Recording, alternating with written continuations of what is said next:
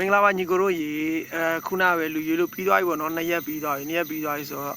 ကျွန်တော်လှုပ်လဲပြီးသွားပြီဆိုတော့ကျွန်တော်ရဲ့ဝိုင်းရေးအလုပ်လေးကျွန်တော်တလို့တဲ့ချိန်မှာကျွန်တော်ပစ္စည်းလေးတွေကားတင်ဖို့ရှိတယ်အခုကကျွန်တော်ကားတင်မဲ့ပစ္စည်းလေးလက်ထက်မှာတစ်ခုပဲပါလာတယ်ဗျာဒီစက်ကူဒီတစ်ခုပဲပါလာတယ်ပစ္စည်းတင်ရမယ့်ရတယ်2ခု3ခုလောက်တော့ရှိတယ်ဒါပေမဲ့ဒီတစ်ခုပဲပါလာတဲ့အတွက်ဒီတစ်ခုပဲကျွန်တော် review လုပ်ပြတာဒါကကျတော့ကျွန်တော်ဘီလင်းကိုပို့မှာဖြစ်ပါတယ်ဗျ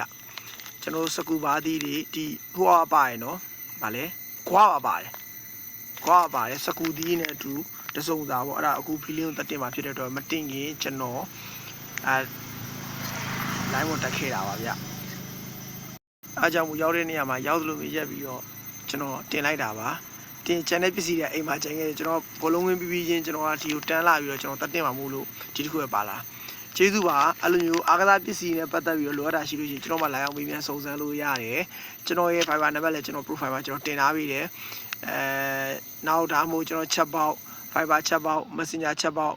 page chat box မှာအကုန်လာမေးလို့ရတယ်ကျွန်တော်မှရှိတဲ့ရဆိုလို့ရှိရင်ကျွန်တော်ချက်ချင်းကားတင်ပြီးမရှိတဲ့ရဆိုကျွန်တော်မှာပြီးမယ်အဲ့ဒါမှကျွန်တော်မှလုံးဝမရနိုင်ဘူးဆိုလဲကျွန်တော်ဘယ်မှာရနိုင်လဲဆိုတာလမ်းညွှန်ပေးမယ်ဗျာအဓိကလာဖို့ပဲကျေးဇူးပါ